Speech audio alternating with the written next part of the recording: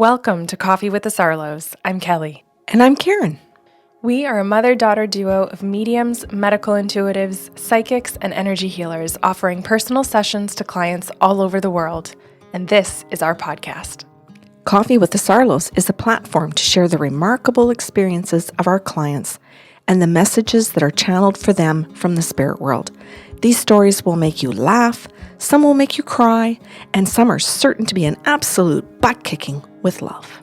Our intent for this podcast is to gently and kindly challenge your belief systems, grow your empathy, and help you find pieces of your own self in each one of these individuals' stories. Karen, before we get into today's show, let's start things off with show notes.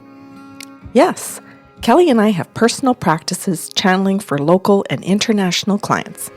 If the stories in these shows is something you'd like to experience, you can request your own personal session through our website bysarlo.com or email us at info@bysarlo.com. We also have gift certificates available if you wish to gift this experience to someone anywhere in the world.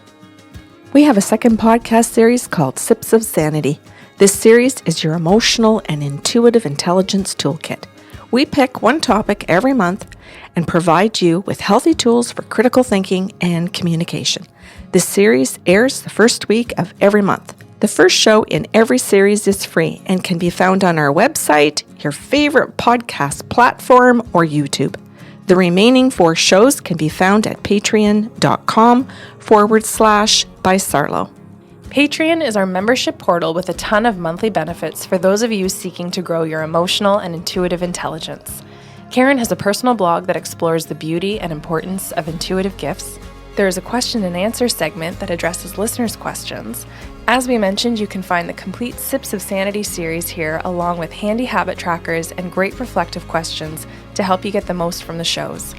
We provide you with guided journeys and music to enrich that experience, and we're running an emotionally intelligent, interactive book club. And for the patrons in our top tier, we're giving away a free half-hour channeling session with one of us every month. If you're interested in joining us, head over to patreon.com/bysarlo. Now, on to today's show. Lady, what are we doing today? We're going to do a story about a client who calls in and asks to go open. And it's a young man. So do you want to name him first? Sure, I'll go with Elijah. Okay, so Elijah asks me for an open session. He's got a half an hour booked and we can see each other over something, Zoom, whatever. And I don't know, Kel, like he seems kind of nervous at first. I asked him if he wanted control of the session. He says no. I noticed that I'm feeling like I'm having a panic attack. And you know, with the synesthesia, this is shit. Like this is I was going to say not fun, but shit works too. Oh man, this is such a hard way to start a session. And especially when they have anxiety, we synesthetically have the anxiety with them. And they say, go open, because it's like you want to dive right in and talk about the fact that you have anxiety. Mm-hmm. But it's a little bit of a conundrum sometimes because you're telling them that you're feeling their anxiety, and sometimes that makes them feel worse because now they know that you feel what they're feeling. Mm-hmm. So this is how it starts. It starts with that whole little, okay, I need to say, Elijah, that I know that you have anxiety right now. And I hear from his spirit guides, oh, this is his norm. And that made my heart break. Mm-hmm. Like so much, Kelly, I wanted to cry for him because there's no, I can't fathom that much anxiety on a day-to-day basis. And the spirit guides say, we're going to download information, give it to you. It's going to have to do with the anxiety. You're going to do a lot of talking and he's going to do a lot of listening. And I said, well, is he prepared to do all of the listening? Meaning, or is he going to jump in and change subjects? Like, what am I prepared for? And the guide said, no, we're going to give you information. You just listen to us. We want you to say everything. We're going to do our best that he can sit and be the listener. So they started by telling me things like that he verbally abuses his partner, that he's married, that he has a daughter, that he does a ton of gaslighting. And he knows that he does. He knows that he lies. He's lying to his daughter. He's already gaslighting this tiny little girl. He gaslights his parents. He gaslights anybody he has any kind of an interaction with. And that he doesn't understand the word gaslighting, that he doesn't understand the word cognitive dissonance, which is coming up again in this show because this is exactly what he's doing to everybody. And that I am to explain this, and that I am actually to talk to him and to bring up the forms of verbal abuse. That's how they want this to start. And they say to me, send him the list over the phone because he's going to consent. And I'm like, okay. So my cell phone's sitting on my desk. And I'm ready to do that because it's a file on my phone. Or, pardon me, Kelly, a photo. So I said, Elijah, I said, this is going to be a bomb. I said, you've asked me to go open and the spirit guides want to address behavior. And I said, and needless to say, because you're going to know this, because I'm assuming you will know your own behavior, that it is not healthy behavior. And he goes, oh, I like the way that you said that. He goes, you didn't tell me that I'm being a child. He says, you didn't call it meanness or negativity. You just said it's unhealthy. He goes, I'm okay. He goes, you can continue. And I feel tons of walls up, by the way, like just around my language, around everything. So the guide said, ask him for consent, send it. We want to get right into this. Go. He's got half an hour. There's tons of work to do. So I said, the guides had asked me to send him this list of these forms of verbal abuse, that I had them printed, took a picture of them. Am I allowed to send them? And he goes, what for? So he's censoring, right? And I said, well, they want to confront you. You've asked for an open session. Do you truly understand it means that this is your own spirit world, your own guides, that are going to know everywhere that you've hidden anything from anybody, and you're going to get called out? He goes, yep. He goes, my sister told me this. Thank you, sister. Yeah.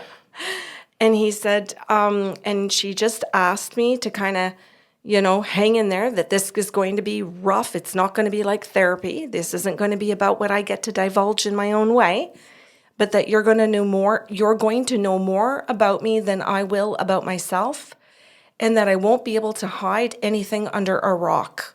So my sister challenged me. And I said, so you're combative. And he goes, well, isn't everybody? Okay. Yeah. A type of narcissism right there. Mm-hmm. So I said, okay. I said, the guides are asking me to come from the perspective today to be able to educate you. They're not looking just strictly as let's confront everything. They're looking at it as if he's interested in opening the door to education, to understanding, that we could create some openings in the way that you communicate with people, because you are struggling in all relationships on this planet. And the reason that the forms of abuse are being given to you is that you think this is the only way to communicate, because it is all that you have experienced so far. Even though there are some new people in your life that are asking you to be different, and there are some old people in your life that are hoping and praying for this to become different. He goes, yeah? Like who? I said, well, let's go with your sister. Because that was just the most obvious answer. And he goes, well, like who else? And I said, oh, and the guides go, no. Like this to me. No. You don't get to answer, Karen, because he's trying to take control, and he's trying to turn it into let's test the psychic instead of let's get work done. Veteran in deflection. Yeah. Good luck, buddy. Yeah, thanks. Because he's uneducated about what we do. So he thinks I am one more person like all of the other people who are uneducated. He doesn't realize that first of all, that I have gifts where the spirit world is going to call all of this out and tell me. Secondly, he doesn't understand that I have spent decades educating myself, just as a regular, good old-fashioned human being. I don't know that those words go together. There's Good, old-fashioned, regular human being. And then somewhere in there was supposed to be I educated myself. Like, I think those are all oxymorons. I think that's the exception for many people in this world. Oh, okay, that's possible. Lady. So I said to him, are you comfortable? They would like me to send this to you so that you could understand something and take a look at it. He goes, yeah, sure. Still a wall up. So I send the information to him via text message, and I give him a moment for him to confirm that he's received it. Then he takes a look at it, and you can see that as he sits there reading it, he doesn't want to move a muscle. He's frozen in his moment. So, and I know because the guides are going, read his body language, look at him. He does not want to look up. He does not want to relax a single muscle. Every muscle is in fight or flight mode. If he shifts even a tiniest of an inch, he thinks that you're going to come in for the attack. And I'm standing there, sitting there looking at this young man, and my heart is breaking again. Because that means he's had some parent who has very badly abused him. Because no human being or animal has every muscle that tight in their body that they're afraid of a slight movement. Good point. And so I really do have tons of empathy as a human being for that, because I know that. I know what it's like to have every single muscle that tight. And I think so many other people can say, me too. And I don't mean that means that I had to live that every day in a marriage or with parents. I just mean that even if you're standing outside somewhere in public and someone attacks you, you know what that feels like. Or even in a friend group where somebody does something mean to you, or a work environment. I think every single one of us knows that. So the spirit guide said to me, he is losing his shit because this is going, through different times of his life, different situations. And then they say, now really sit in the muscles, Karen. And I'm like, oh my word, seriously? So I can feel my muscles tighten and tighten. And then, Kelly, I just have such weird feelings in my body. And I said to the guides, what the hell is going on? I feel like there's a war going on in here. And they said, well, keep going. And I end up in the liver. And all of a sudden I'm in the liver and it's like, oh my God, this young man is an alcoholic. Because the liver is absolutely fried for me. And you and I as synesthetes have a way of feeling it, but as intuitives, we also have a way of knowing it from the spirit world, where we see it, where it's unhealthy. So they said, you can go ahead and you can bring up the fact that you know, or bring up the fact that you're in the liver. Just say you're in his liver working, because he's going to associate that if she says she's working in my liver, then she must know that I drink. Word it that way. And I said, okay, as opposed to saying to him, you're an alcoholic, because he'll feel attacked.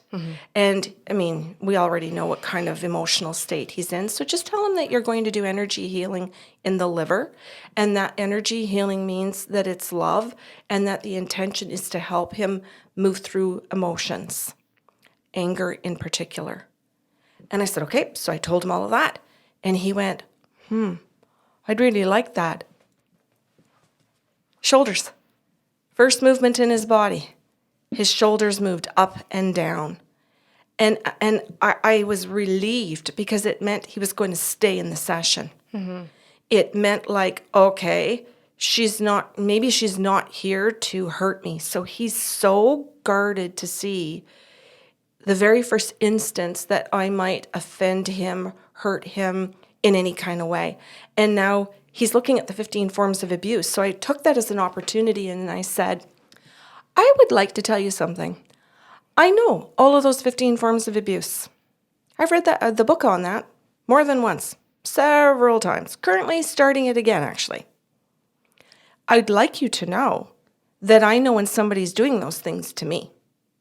I'd like you to know that when they do those things to me, I know how to confront that in a healthy way without the person getting triggered to go into it more or find more on the page to throw at me. I'd also like you to know that I don't use them on other people because I have self-awareness and self-regulation. And he went and uncrossed his legs, goes like this with his arms and stretches, and just kind of puts his arms down and folds them and spreads his legs open and just kind of whole body in more of a shift of, I'm here. I'm here and she hurt. There's no intention here. She's not going to hurt me. And that was just simply because I told him I educated myself and that I had a level of self-awareness. I wouldn't say that's the whole piece. You very warmly and very firmly laid out your intention. There are many people in this world who are highly educated who would still weaponize their knowledge against other people, which is why we often say don't practice the healthy tools with narcissists, because you're giving them the language to use against you. Right. So for you to say I'm educated is not the same as saying here is my intention.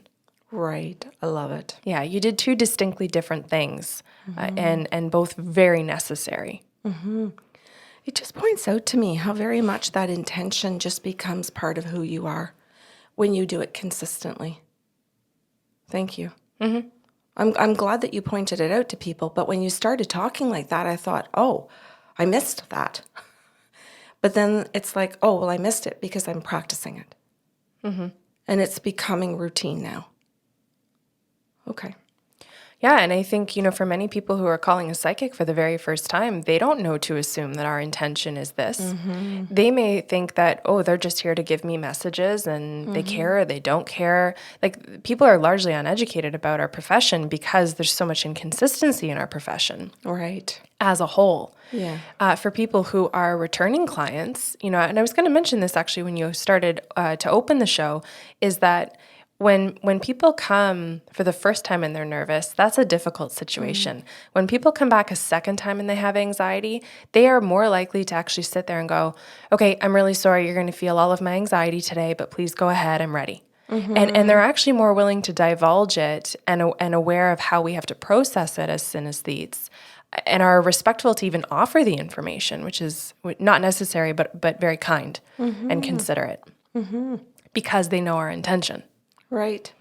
This is a beautiful conversation to segue into the next piece. Take it away. Because he says, I then said to him, I've been asked to work in your liver. May I have permission? And he went, what? And I said, well, you consented to energy healing at the beginning in the consent process. And the very first thing that I asked for consent for is energy healing. And he goes, do I have to lay down? Do I have to? And I said, no, you just stay still. Or not stay still. We're just going to continue the conversation as normal. And the whole time I'm doing energy healing, we're just going to be doing the regular session. We do it at the same time. And he goes, well, that's really cool. He goes, yeah, go ahead. And he goes, okay. So you know then that I'm an alcoholic. You said that you did that, right? And he goes, or am I supposed to just come forward and tell you that truthfully? And I said, what do you prefer? And he goes, I think, he says, what I'm understanding is happening. He goes, and my mind is blowing. He goes, you already know I'm an alcoholic. He goes, because they told you to work in my liver, but you're saying it to me that way so that I feel more comfortable, and you've asked me for permission. He goes, so I'm understanding what you're doing, and I'm good with you. Oh, I'm good with it. I'm good with you. Yeah. Cool. Yeah. And he goes, okay. He goes, I'm glad my sister told me about you. He goes, I'm starting to understand more of her conversation and the things she has said. He goes, so as you're saying things, doing things, he goes, I'm remembering stuff that she's told me about what you're like and how you treated her. And he goes, so you're pretty consistent. He goes, you're pretty upfront. Again, I will say thank you, sister. Yes. So I said, may I? And he goes, you may. He goes, what else are you going to work in? Like this. And I said to him, Can I point out? yeah. Now not testing, now fun curiosity, Yes. and now an openness of what else can you help me with? Yes. Cool. And I would venture a guess to say that in this session, this is all within about 5 minutes? Yes. Yes. So not only are you consistent and intentional, you're also fucking efficient. One of my favorite things next to poking fun of you is to highlight how incredible you are. Oh, Kelly. Thank you so much. Yeah. I don't know what to say. So thank you. I appreciate this. You're welcome. So much. So I told him I was working in digestion and that the spirit guide said that he doesn't eat well. He eats a lot of junk food, that because of some of the other issues and his self-esteem issues, and he goes, we're going to get to that? And I went, we are. Oh. And I said, but Patience. yeah. And I said, thank you for pointing everything out that he's doing in the session. He has made massive shifts in 5 minutes. Yeah. To have patience, and also I'm willing to table that and trust that when you get there, it's good, and trust that when you get there, I'll be okay. Mm-hmm. So he says, or I told him, I'm going into digestion. He goes, who's telling you? I said, your spirit guides. And I said, and mine, because I can't do anybody's session without my own group of guides. Because he goes, wait a minute, why would you have guides? He goes, wouldn't you just be talking to mine? And I said, oh my God, I live with my guides. I said, they're my roomies, and all the dead people. But I said, I have to listen to them all day, every day. They tell me everything to do. And he's like, so do you not listen or to your own thoughts? I said, oh, of course I do. I said, I listen to my own thoughts as well. But those are often less reliable than the guides. Sorry. That is a true comment. There's no denying that one whatsoever. So I said, I have to listen to my guides because they're going to let me know when I'm in my ego and when I might be afraid of your response, or that you might go on Facebook and say something about me. And he goes, oh, people do that? And I said, well, they do, but I no longer care. So I said, we have a system to figure all that stuff out now. None of that bothers me. So but they're still here to tell me what I'm afraid of because I'm still a human being. Or if I'm in my ego because I think I'm doing such a good job. And he goes, okay. So I said, so I have to listen to them. I have to listen to your guides. And I said, they're telling me to go into your digestive system because you do not eat well. And as a result of not eating well, you have a state of anxiety that flips triggers in your brain to keep you in anxiety. Even if something else gives you a release, it's like the brain doesn't do its own shutdown. So I said, I am going to refer you to Dr. Uma Naidu, the book, Your Brain on Food, which we've brought up in this podcast show before, that we love to refer people to the professionals that can do those jobs. So I said, I'm being told that you need to educate yourself about anxiety, mental health issue, diet related, and she's your person. And I said, I'm not going to go into it any more than that because we've only got half an hour and I cannot go through explaining to you what I've learned in her book. Plus, that's not my job. So I said, look up that book so you can figure out the foods you should get out of your diet to help you reduce your anxiety because it's triggering your behaviors and it is triggering some of your beliefs.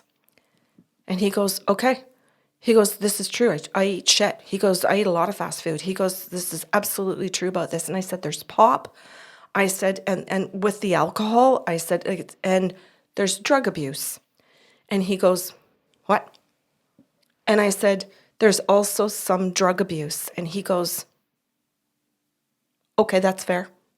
And I went, I don't mean cocaine. I don't mean, he goes, nope. He goes, I know what you mean. And I said, you've been put on medications and you're not seeing the right physician or the right doctors, and you're not disclosing to all of them all the medications that you're on.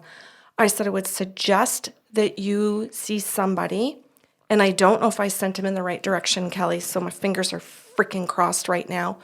I said, why don't you try a pharmacist, like a doctor of pharmacology, who could take a look at your drugs and the interactions of who's giving you what, and then be able to have that pharmacologist call your physician and be able to figure out what could be weaned off, what is actually causing the anxiety to stay in a trigger mode. I said, I think you need a little team there to sort of work together to help you. I'll leave that there for you. You make your own choices. It still boggles my mind that we as a society don't lump alcohol in with drug. It as a factual statement, it's a drug. So when we say it's drug abuse, it's correct. They're just making us specify which drug, with the way other people don't, if they're abusing something like marijuana, or if they're abusing specific medications, prescribed by the MD. I also wanted to mention too that a lot of people might not look at medications as drug abuse, but you illustrated a really cool point that if he's not doing a good job disclosing, so no one actually knows what interactions are happening in the body, they think they're just prescribing one good thing for one problem. That's a different kind of drug abuse. Not to mention, if you're on medications for any physical problem or a mental problem, and you're using alcohol, you're in drug abuse. Yeah. So this is why he's told that he needs to put his team together so that they can understand all of this, which is what you've described. This is what came through in here. And I think that all on its own was so valuable for him.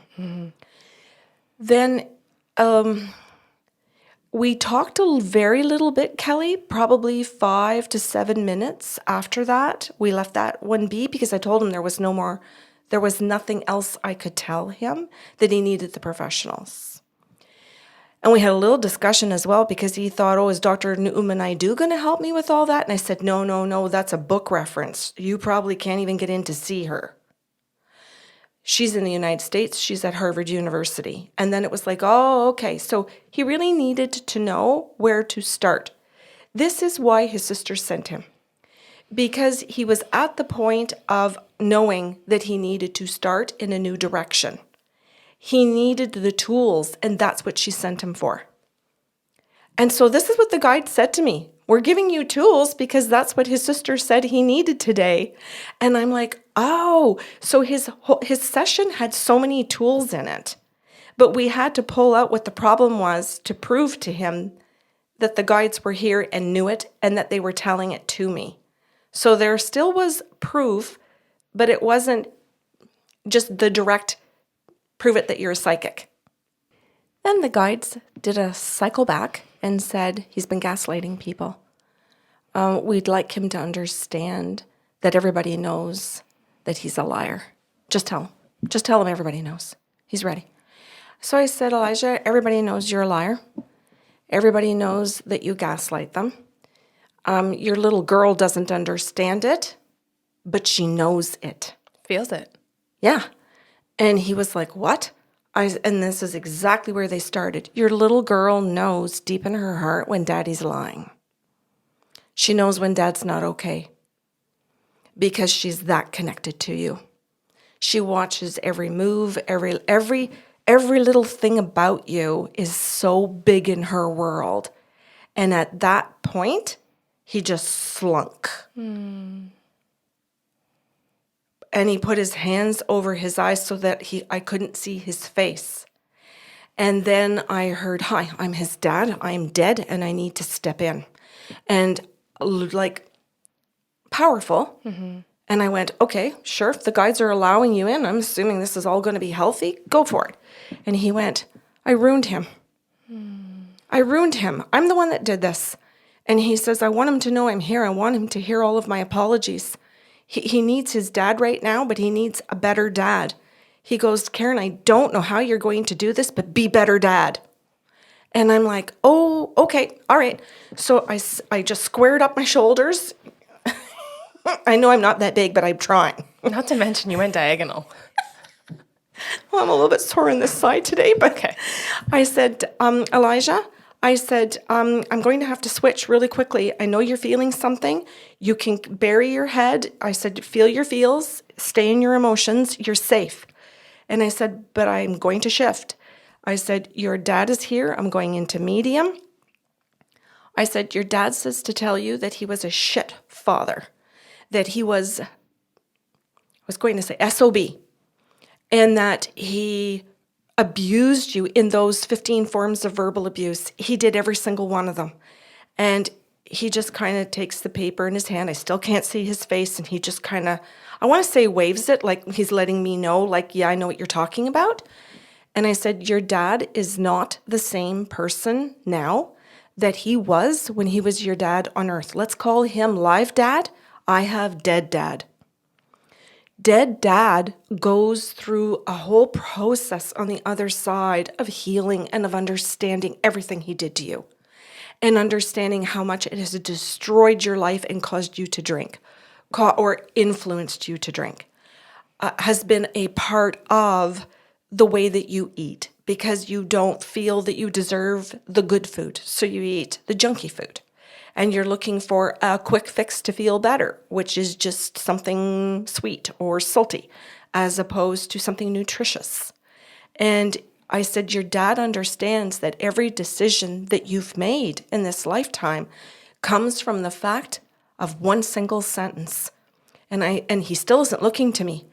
And I said it, and I went, because your dad would yell at you, you are worthless. And I said, your dad is here today to say, I never should have told you that because it isn't the truth. It's a big fat lie. And this has then perpetuated how you've gone around continuing the lying, even though you don't say you are worthless to anybody. Every time you lie, you are repeating what I said to you. You are worthless. And then you turn around and you lie to others to stay in what I told you. So you sabotage your relationships with the lies to fulfill the fact that I told you you were worthless. I lied. I lied. And I kept saying, I lied. I am so sorry, over and over and over again. And then finally the spirit guides looked at me and went, time out, shut up. Stop talking, which when they do, Yeah. we stop talking. And I waited, and he pulled his head up, put both of his hands over his eyes, and cried.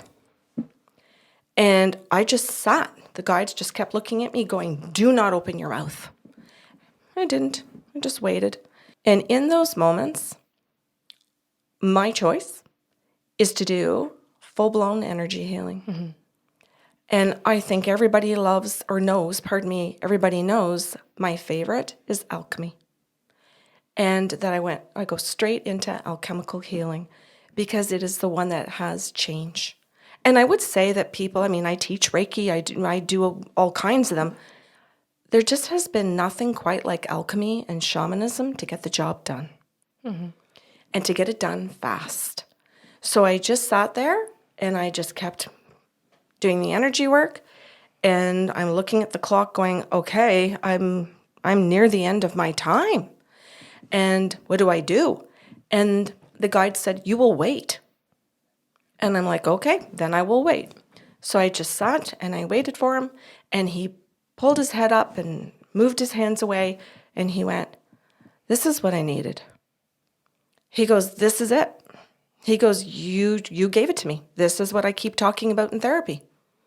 He says, I keep saying in therapy, if I could just hear my old man finally apologize. He goes, this is it. He goes, we got her done. And I was like, okay. And I'm still not talking because the guides have not given me the okay to open my mouth. And he starts talking. And I'm like, oh my word. And the guides are like, just listen. Just sit and listen till he's done. So I sat and I listened. And the end of his session came and went. 10 minutes came and went. And he just kept talking. And I sat and listened. Now, luckily, I did not have to interrupt him to say, I have another client. I was fortunate in that moment because we can't always do that. I had the 15-minute break in between and happily gave him the 10 minutes. I just sat and I listened. At the end of it, he just said, thank you. And we hung up. I never really had to speak after that. Nothing. It's lovely. That is how the whole session went. And I don't know, Kelly. This is a one-off session. This is So far. Yeah, this is unique. And Why? What's unique about it? how quickly he absorbed and how he stayed present. I don't think that's true. Oh, really? We're 300 and some episodes in. Oh, okay. Good. I'm happy to hear With that. many stories of people who were like, yes, this is what I needed. Thank you. I Okay. got what I needed. Good. I guess. Sure, your regulars are laughing at you right now, just so we're clear. Okay. That's fair. Because I really, truly don't remember the sessions. So I really that's. Do you listen to our podcast show? It's not a trick question. Not lately, because I have to listen to the Sips of Sanity and prepare the trackers and the reflective questions. So I used to, and I haven't been able to as often lately. That's fair. But I have to say to you honestly that even when I do, I still don't remember them. That's fine. And the point isn't memory. I'm just I'm challenging your statement because nothing about this session in terms of what you conduct on a regular basis is unique to your job. Right. I think this is a unique experience for the individuals having it. Okay. Yeah. I think your gifts are unique, Okay. but nothing about how you conducted yourself or how a client had and took the opportunity to be open. Lovely. Okay. I retract my comment. Pulling it back in. Well, thank you for sharing. That was a beautiful story. I hope I see him again.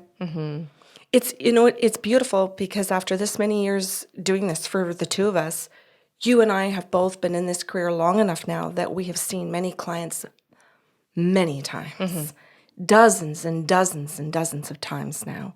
So we do get to see the growth. We get to see people ask different questions. We get to see where they've made their own changes, and this is beautiful. And you know what? This is going to be a shameless plug here. We've been in the career long enough that we've actually set up the Patreon platform, as you heard in show notes at the beginning, for people like this who are letting that egg crack and go, okay, I want the tools. Okay, I want the change that I wish my dad would have taken. Yeah. And they get their hands dirty and do the dirty work. Yeah. And they get the support to do it. Yeah, Yeah. super fun. Thank you. Thank you. If you have questions or comments about today's show, you can email us at info@bysarlo.com. No matter where you've tuned in from, thank you for joining us. Please make sure to subscribe and join us next Saturday for a brand new show.